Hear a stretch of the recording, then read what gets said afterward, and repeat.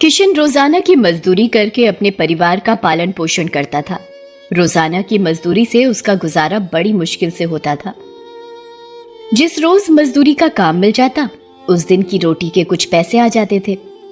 पर कभी किसी दिन कोई काम नहीं मिलता तो किशन खाली हाथ ही घर वापस आ जाता था और उस दिन सब रूखी सूखी खाकर रह लेते थे। एक दिन किशन की पत्नी ममता बोली, सुनो जी, कल दिवाली है, कहीं से थोड़े पैसों का इंतजाम हो जाता तो बच्चों के लिए पूरी पकवान बना लेती, बच्चे भी खुश हो जाते। क्या करूं ममता, पिछले 3 दिनों से रोज दुकानदारों के पास जाता हूं कि कोई मजदूरी का काम हो तो बता दो, पर कहीं भी कोई काम नहीं मिल रहा। आज देखता हूं दिवाली का मौका है, कुछ पैसे तो हाथ आ ही जाएंगे। माँ लक्ष्मी और भगवान गणेश पर विश्वास रखो, देखना वो जरूर कोई ना कोई रास्ता दिखाएंगे। तभी किशन की बेटी पूजा आ जाती है। बापू, मुझे भी चंदा जैसी फुलझड़ी लेनी है, उसके पास फुलझड़ी का पूरा डिब्बा है। अच्छा अच्छा बेटिया रानी, ले आऊंगा फुलझड़ी का डिब्बा जब बाजार जाऊंगा। अब हंस दे मेरी बिटिया। क्या करूं भगवान, दिवाली के त्योहार पर कैसे अपने बच्चों का मन रखूं? मुझे काम ढूंढने जाना ही होगा। मैं अपने बच्चों की दिवाली सूनी नहीं देख सकता। ये सोचकर किशन काम ढूंढने चल पड़ता है। वो एक दुकान से दूसरे दुकान पर काम पूछता है, पर उसे कोई काम नहीं मिलता। तभी वो एक दुकान पर रुकता है। मालिक, कोई काम मिलेगा? कुछ भी काम हो, आपकी बड़ी मेहरबानी होगी। अरे भाई, कल दिवाली है, अभी तो मैं दुकान बढ़ाकर घर जा रहा हूं। अब तो कल बड़ी दिवाली है तो दुकान की छुट्टी रहेगी। क्या काम दूं?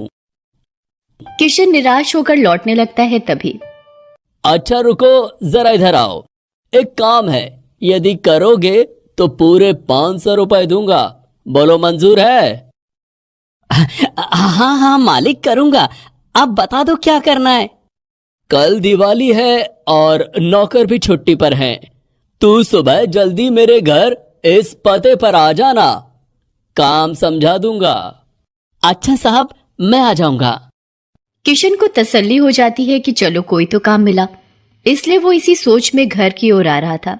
तभी अचानक सामने से एक ऑटो किशन को ठोकर मारता हुआ भाग जाता है। किशन तेजी से गिर जाता है। अरे भाई, उठाओ इसे। अरे लगता है पैर में चोट आई है। कहाँ रहते हो भैया? किशन अपने घर का पता बताता है। एक व्यक्ति उसे ऑटो में घर तक छोड़ देता है। किशन के पैर में चोट देखकर ममता रोने लगती है। आपका बहुत बहुत शुक्रिया भैया, यहाँ तक छोड़ने के लिए। पर ये आपको अचानक कैसे इतनी चोट आ गई? किशन ममता को सारी बात बताता है और ये भी बताता है कि अगले दिन समय पर दुकानदार के बताए पते पर भी जाना है। अब ये सब कैसे होगा? आप चिंता मत करो, कल आपकी जगह मैं चली जाऊंगी। आप आराम करो, मैं आपके लिए हल्दी का लेप लेकर आती हूँ। लाओ, मैं पैर पर लेप लगा देती हूँ। अगले दिन ममता किशन से गिरीश भाई के घर का पता लेकर पहुंच जाती है।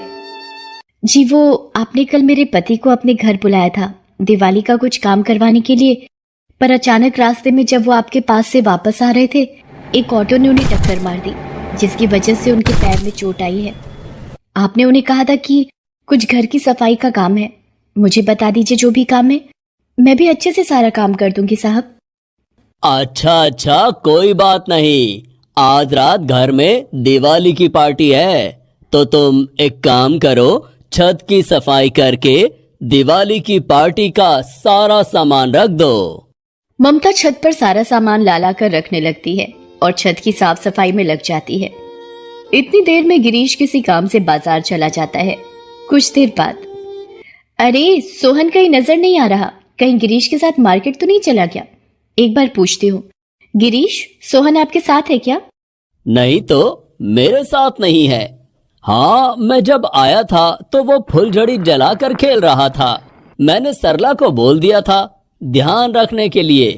हो सकता है उसके साथ पटाखे जला रहा होगा। ठीक है, मैं फोन रखती हूँ। सरला, ओ सरला, सोहन कहाँ है?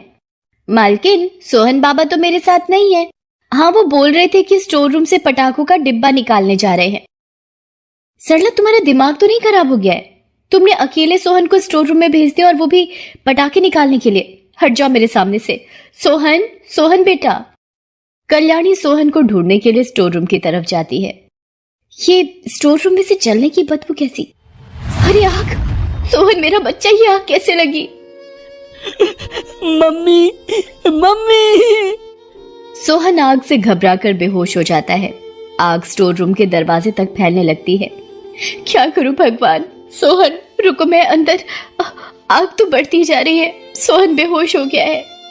कल्याणी का चिल्लाना सुनकर ममता छत से भागी हुई आती है और जब वो सोहन को बेहोश पड़ा देखती है तो अपनी जान की परवाह किए बगैर ममता स्टोर रूम में चली जाती है और किसी तरह सोहन को अपनी साड़ी में छुपाकर बाहर ले आती है।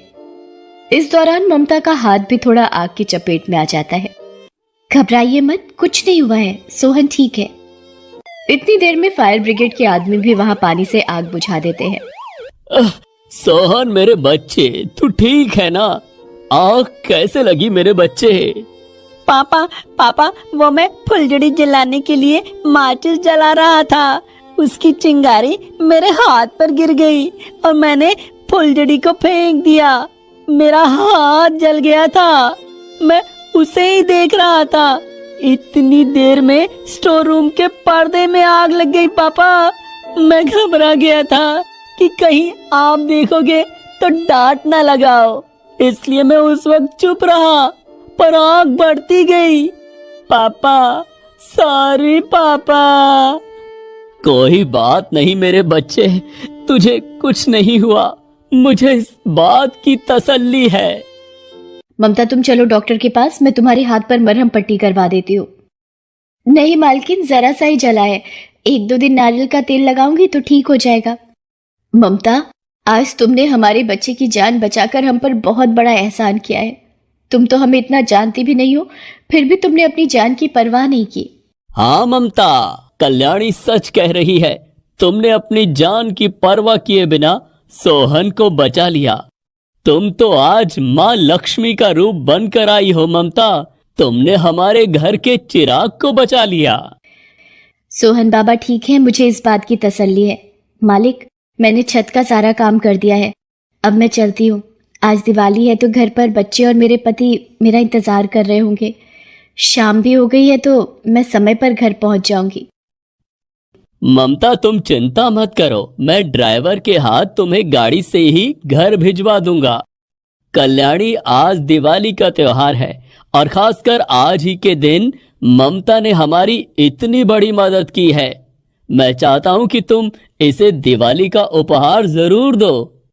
ममता, ये 5100 रुपए मेरे परिवार की तरफ से तुम्हारे लिए दिवाली की भेंट है, इसे मना मत करना। ममता, ये कुछ मिठाई के डिब्बे और खेल खिलौने हमारी तरफ से और खासकर सोहन की तरफ से बच्चों के लिए दिवाली का उपहार है। आंटी, ये फुलझड़ी आप मेरी तरफ से बच्चों को दे देना और कहना फुलझड़ी को ध्यान से जलाएंगे और आगे से मैं भी पटाखों को ध्यान से ही जलाऊंगा। सोहन बाबा, आप सच में बहुत अच्छे बच्चे हो।